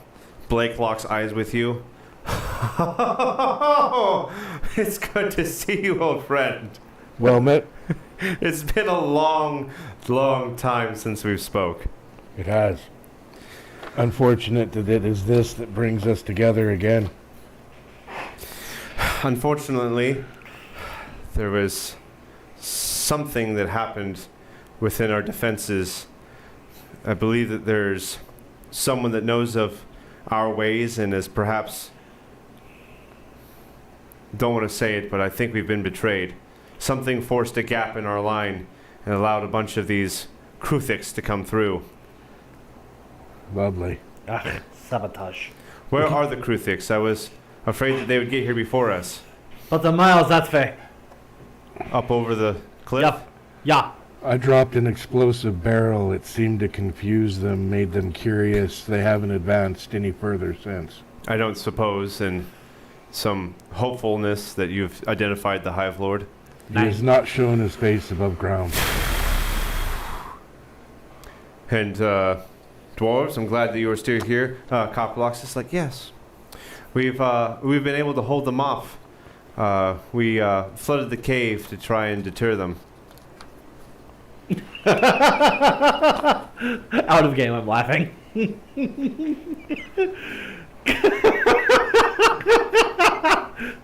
Is the rod wearing off? Oh, this was all Blake's reaction. You made a mighty sacrifice here this day. I hope you find peace with that. Anyways, they're probably going to try and find the nearest heat source from now, and hopefully that means that they're going straight down. The problem with that is that they're always going to be around now if they're going straight down. We've got to find a way to attract them. If we can kill the Hive Lord, I know that we can disperse the Hive. Why don't we lead them to an open battle on the beach with some smoke powder, attract the Hive Lord out, and then kill him when he surfaces? Well, at this point, there's no competing heat for them right now. Pointing at the smoke powder barrels. Move them to an undesignated area and blow them. Is that what you guys would like to do? I can create a significant amount of heat for a short time. All right, I'll take all the help we can get. If we can draw out the Hive Lord and convince him of where to put his nest, we can deal with him. All right. I didn't catch your name. Your name? Manistrad Copperlocks. Copperlocks, are your dwarves okay with this? She looks at you. I look at them. You've Yeah. got them charmed. Yes. He looked at me, and I looked at him. He looked at me. Is this really happening right now? What? You have them all charmed. That's why she looked at you for direction. Well, Make a dumb decision! I listen. Just because it has them all charmed doesn't mean I'm just gonna be like yes. Oh my Well, god! Then, yes. I think that's a pretty good idea. I mean, doesn't seem too bad to me. She says to you. Okay. Then we do thing. Excellent. All right, so you guys are a little bit more towards the east there. You're going to set up a whole big pile of everything that go boom. I was actually thinking more by that wizard's tower. Oh, no! Right next to Salt Marsh? I thought you said it was No, It's on the edge. it's on the same berm that Eleander's and the Dwarven Mining headquarters is at. Oh, the headquarters. I thought Yeah. you said the mine. No. Oh, okay. No. Eleander's house is not by the Dwarven Mining contingent. The meme from Dick. Oh no! Oh no! Boom! I know how to provoke a wizard. Timber! Alrighty. Well, is that set? That's what we want to do? Yeah! I think it's the best shot we've got. Well, let's do this. All right. They start helping, loading up what they can on their dragoons and moving it down. The dwarves are carrying the barrels as best they can. Any flasks of oil or anything like They've that? got with plenty them? of them. Well, even if we all die today, this will be a beautiful fire show. So sometime later, you guys got it all stacked up, piled high, everything that's combustible available within the Dwarven Mining contingent, and they're all kind of circling around. Looks like this massive pre-bonfire. Nice. We better back off. All right. Yeah, I can light it. The only safe soil is soil with water between you and it. And so him and his dragoons start backing up into the water. It'll flood their tunnels if they come underneath us. Yeah. All right. Who wants to do it? So be it. I wait until everyone's back so they way away, then crack a shot off at the smoke powder. Oh, my eyes. Oh. I don't know if you guys have ever seen like a pile of raw black powder just go up. Yes. It Uh-huh. burns. Like, oh, no, thank you. Just glowing happiness behind the red goggles of my gas mask. Just inside, you just hear ode to joy. Just. The first time I was a medic for the mortars, they have, I don't know if you know this, it's called cheese charges. It's how they load their barrels with black powder. They look like styrofoam, but actually they're just plastic containers in the shape of a crescent moon that's full of black powder. And they fit around the neck of the back of the mortar. And depending upon how many cheese charges you put on the back of that is how much power you're giving to that mortar round to fly up and over and hit. So more cheese charges, the farther it goes. Well, at the end of the training, we got to get rid of the cheese charges, and you can't just keep black powder. So the fire department has to come out to our range and burn it all up. And when they do, they make a giant pile of it. They let it off, and it will burn fairly quick. But in that one moment, it's like really hot. And my first time out there, I was like, it's probably not that bad. Yup. And this guy, he's like, hey, you stand right here. And I was like, yeah, no problem. And he stands right in front of me. And the guy's getting ready to take the picture, and they light it off. And I was like, oh! The heat on the back of my neck. Oh! And it went away, and I was like, ow! Oh! Ow! So they played one on the medic, but never did that again. I'm assuming the shockwave just makes everyone just flinch, whips your coat Yeah. around, just. It goes up, and for a quick moment, it's the hottest thing you've ever felt. And through the sheer density of what you have, the 50 barrels, it's like, Gerhard is just but then laughing in that moment, psychotically. also, and the ground is rumbling. Yes, I come, my friends! And from the side of the cliff, just like from Tremors, you're seeing horse-sized Kruthiks come flying out, and they look like this guy right here. If you want to... We saw a picture of it. Okay. They come flying straight out of the side of that cliffside. And they mean business. And as they hit the ground and they're looking at it, they seem unperturbed by the heat in its proximity. And they're looking at it, and they're looking at you guys, and they're baring their fangs, and they begin digging down underneath. Bang! As soon as Bang. they appear, I order the ships to open All right. fire. Yeah. The cliffside is taking all kinds of cannon fire, Bang. ballista. Bang. There's a catapult Bang. that's like slamming up against it and rolling down the side. Anyone taking the Gatling gun? Yeah. I have now ran back to the ship. All right. So we're just gonna turn it, raise it. Rounds are flying across. None of these people have seen this type of engineering before.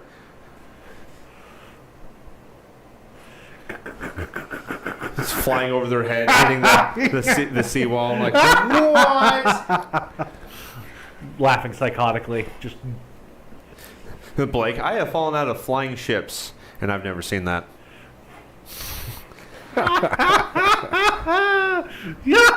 yeah, Dice Falsino.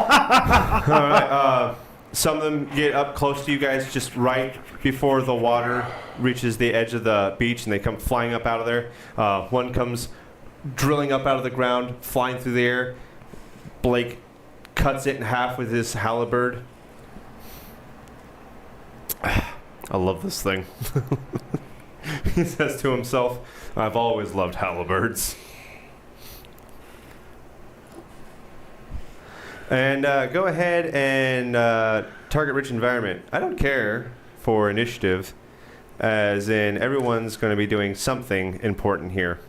There seems to be an unlimited amount of enemies and an unlimited amount of resources at your disposal to deal with this stuff for the moment. So, what do you guys want to do? What is your primary objective other than survive? Is there something you wish to do? Is there some sort of tactic or strategy you've got in your mind?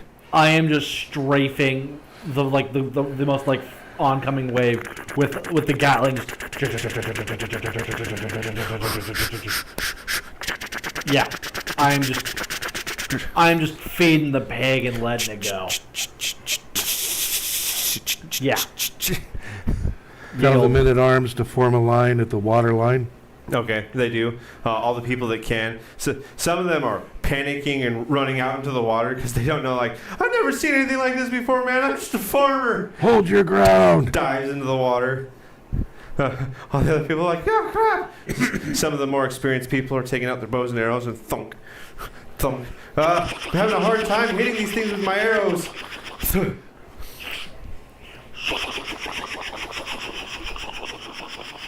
Why are they having Shamgar? a hard time hitting them with their arrows? Because their skin is like steel. Chitinous steel armor. AKA, they're not doing so good to get past that armor class.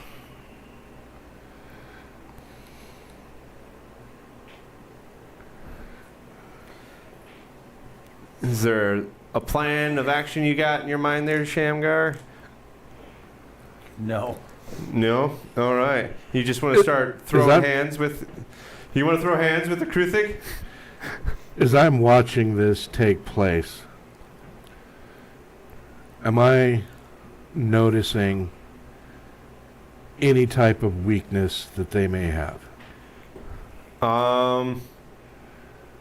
Aside from seemingly wanting to avoid water at all costs, not presently, no. Is the Gatling gun doing anything? Is it just making him mad? Am I getting some kills? I mean, even against steel, a bullet's going to do a pretty good job. So yeah, you're punching holes into these guys, and they seem to be pretty. Actually, you know what? Now that you mention it, psychologically speaking, these species are not a fan of mass death. So as like a ton of them begin to fall from this high casualty producing weapon that you have, they begin to start burrowing underground and they stop coming back up. So Once I stop seeing moving targets, I slow down, kind of. they retreat underground. We need to lure them back out. Why can't we just flood their tunnels? Or we can do that, yeah. You could try. Have the dwarves dig the trench. Okay, dwarves, dig trench. All right, they start digging a trench, letting the seawater flood into their tunnels. And there is like wailing and gnashing of teeth. One of the tunnels, like a body floats up. It says beautiful.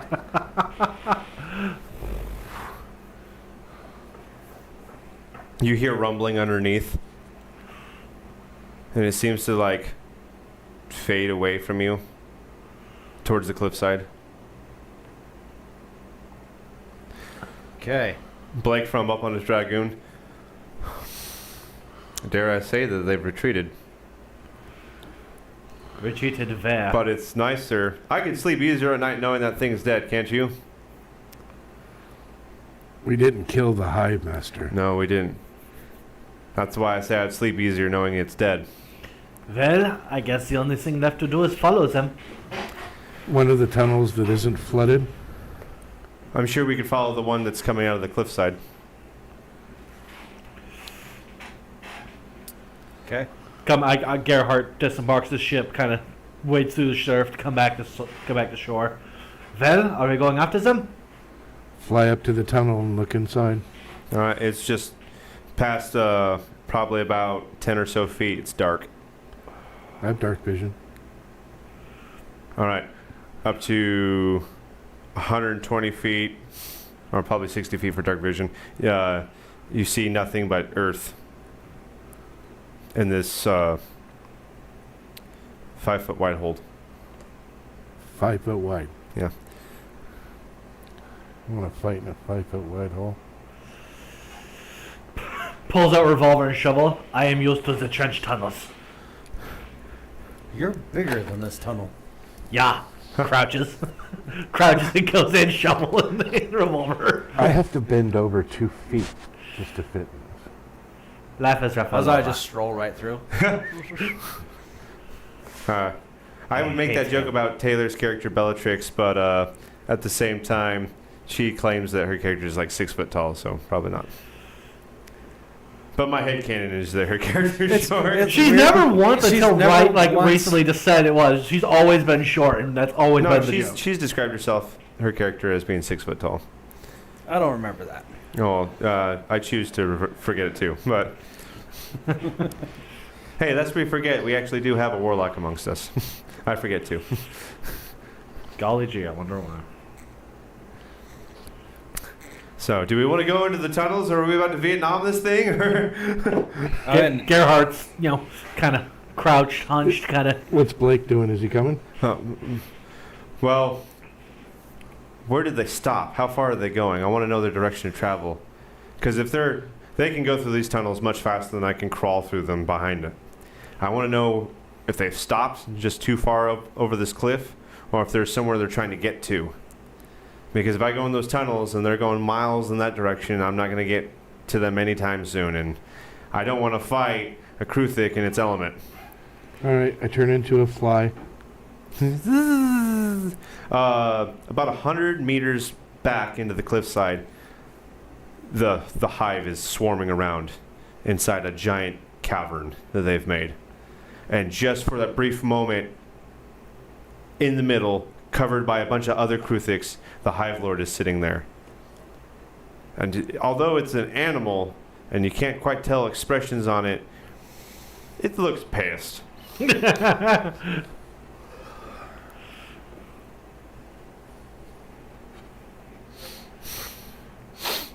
Okay. Well.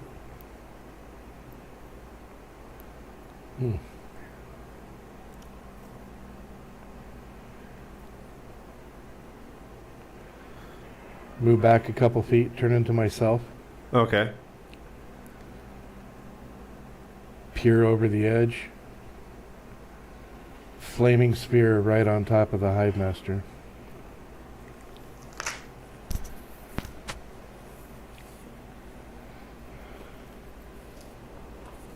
Okay. Flaming sphere right over the Hive Lord. Just like what was demonstrated with the giant bonfire, they don't seem too perturbed by fire or heat Oh, I know. and the tolerance.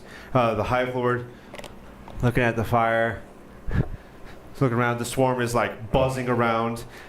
Hive Lord's. And I'm going to slowly start bringing the spears towards me. And Towards hopes that the they'll fall off. tunnel that you're Yeah. sitting. Okay. The Hive Lord's distracted by it, looking at it. Again, the Hive buzzing all around, losing their freaking minds.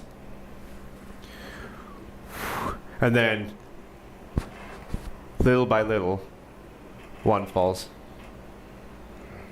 And another falls. And another falls to the ground, and the Hive Lord's looking down. And it looks like he's getting ready to dig straight up. He's extending himself, and he's going to go start digging straight up to the surface. Okay. Start rolling it up the side of the wall towards him. All right. Not Not too much of a deterrent. He's going to start digging up into the ceiling. Okay, that's all I needed to see. Hummingbird back to these guys. All right. Hive Lord's digging straight up about 100 meters back. Yeah. Okay. Tell Blake.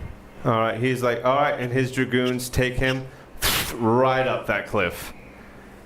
The Hive Lord, I don't know how you guys are wanting to, like, do you want to ride in the dragoons? I kind of wave one down to see if I can get a ride up Oh, there. okay. Take you right up there, and right over the top, boom, come roaring up. And in that moment when he breaches the surface of the dirt, you feel like a rush of air pass right into that hole as he just suffocated a bunch of Kruthiks. Because fire immunity does not mean you don't need to breathe oxygen.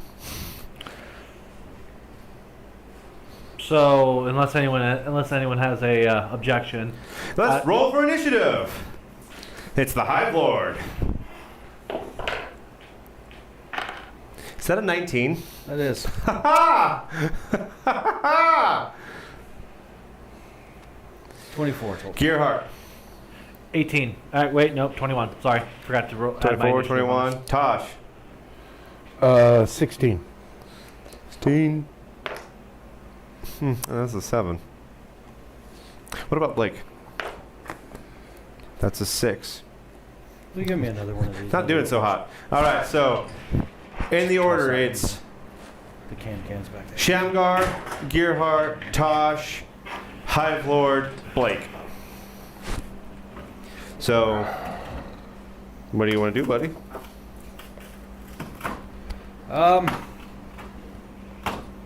The Hive Lord is got the armor as well, right? Yeah, he's got the armor as well. He is a big, bad Motar Scootar. How big is he? From what you can tell right in front of you, he is 20 feet tall. So, yeah, Okay. Starship Trooper bug. I'm going to use I'm going to spend a key point and use Step of the Wind Okay? to dash and jump at the Hive Lord. Okay. And then I'm going to use the quarterstaff to hit him with. Go ahead, let it rip. So I got to roll to hit, right? Hmm? Here we go. Just going to use that there. 15. I'll take it. You'll take it? Sweet. Then. Nope. That is. It's one. If I'm using it with the versatile, that is 1d6 plus 1d8. It's 1d6 with one hand, 1d8 with two. Cop. Thank you. That's the same roll. Nice. 13. 13 damage. You smack it on the face? Yep. Ah! It obviously recognizes you immediately as you just ran up its body and then smacked it in the face. Gearhart. Does it have a rather soft underbelly by chance? It does, in fact. Then that looks like the perfect place to put a divine shelling. All right, let's see it. Roll Okay. for hit. So that is going to be a 19 to hit. 19 to hit. All Yep. right, that'll do it. Okay, let's go.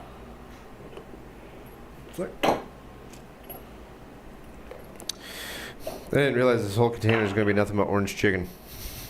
You got Did a somebody second? get orange chicken? That should be General So's chicken. I ordered General So. I don't know what to tell you, man. Should be a little spicy. You got another container here. Did someone order orange chicken? 14. No. Yeah, there's another container in there. I can't pick it up. It's like stuck to the bottom of the box. Ah! There's also this one here. I don't know whose this is. That's yours as well. That is also yours. I'm eating fat and happy tonight.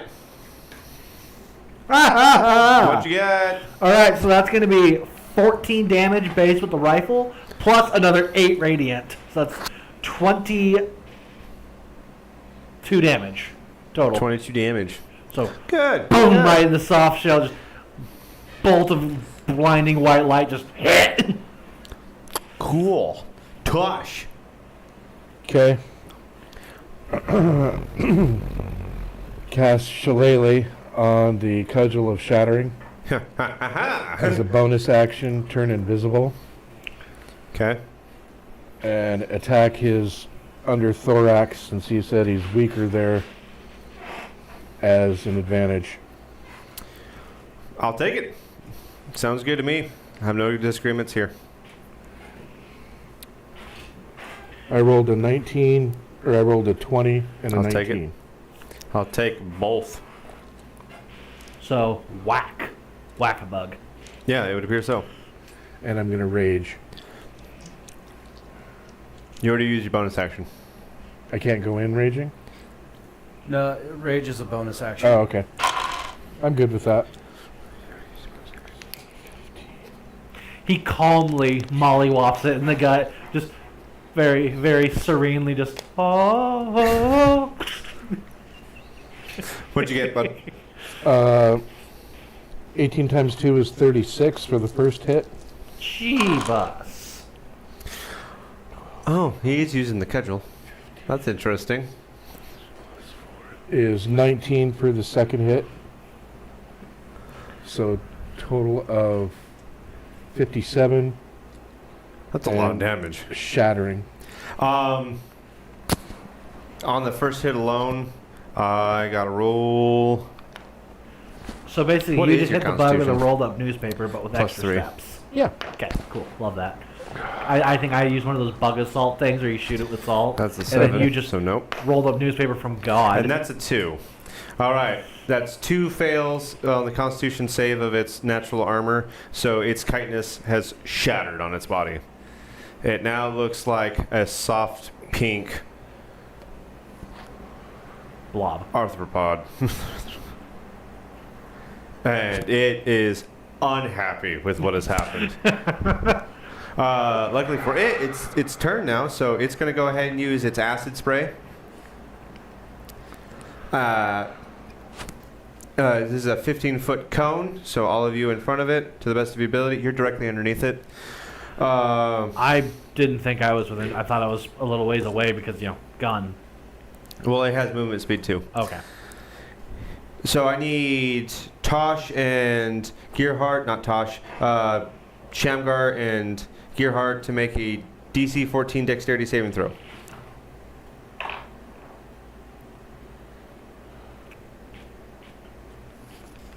Four D10. 1, 2, 10, You said a DC 11, what? 10. 15. This is a DC 14. Oh, I'm wrong. What'd you get? 24. That'll do it. All right. 15 plus 3 is 18. Okay, so you both take half damage, which I got 15 in total, so we're going to round it up. You take 8 damage. 8 acid damage. It's now Blake's turn. Blake's going to swoop in with his Dragoon, and he's going to try and crack it right on the skull. And he's going to devote all of his Defender perk from his Halberd to his attack. And I rolled an 18, so I'll get there. He's going to crack it right on the head, right between the eyes, and he's going to deal A ton. You gonna slap the bug?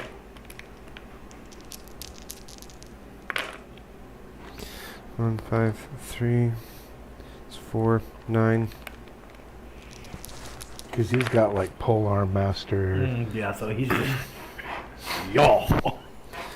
1, 2, 9 plus That's 3, really cool. I 12, just like looking at it. 19. He's going to do Yeah. 19 damage to it. And then we're going to restart the initiative order with Shamgar. This thing looks like it's getting really lazy and just moving around. It's not quite sure. It's like it's trying to aim its claws at people, but it's wildly missing. What do, Shamgar?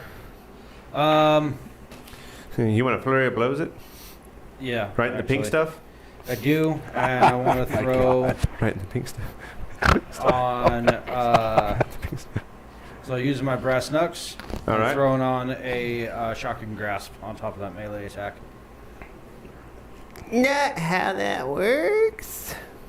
According to the spell, it is. Shocking Grasp is its own attack. But I It's a ring. It's a ring. It just gives you access to Shocking Grasp. It doesn't add Shocking Grasp to an attack that you make. hold on. Where's the spell? Let's make a melee spell attack against the target.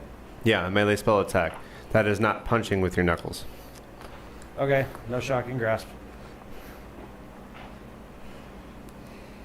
Why isn't this going back?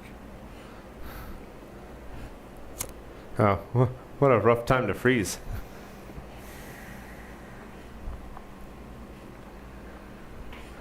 Edits. Yeah, it's a melee spell attack is just, it's telling you what specifically it's counted as when you use your spell. Now, if you did like Booming Blade says make a melee weapon attack. That is you making an attack and then adding a spell on top of it. There it goes. And that's why I love Booming Blade.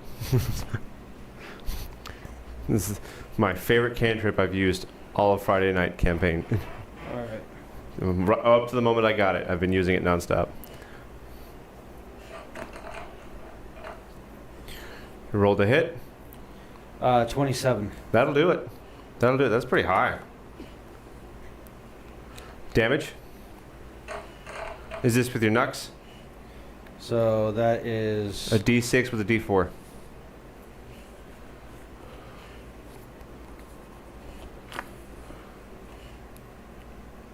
I got distracted when you said that. The pyramid is your D4. Yeah. It rolled a different fucking thing from sorry, it rolled a different thing. Huh. 1 and a 5. What? That's a 6. Yep, 6 plus 5 is 11. All right, 11 damage. Got lucky. Uh-huh. Are you doing My flurry dice blows? love me. Yeah. Okay. Come on, I've been 10. showing you every roll. Oh, no, every no, time. I'm genuinely my- just giving you crap. No, I'm glad you're on it. So that'll do it, actually, because especially with Tosh's last attack, you guys have overclocked its 102 hit points. So how do you want to do it? Nice job, man. You You brought it smushed the down. bug! You just punched a bug. Punched it to death.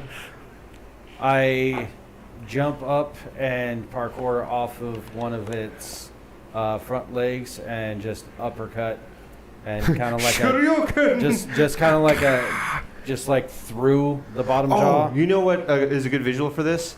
You remember when One Punch Man fought the insect in the lab?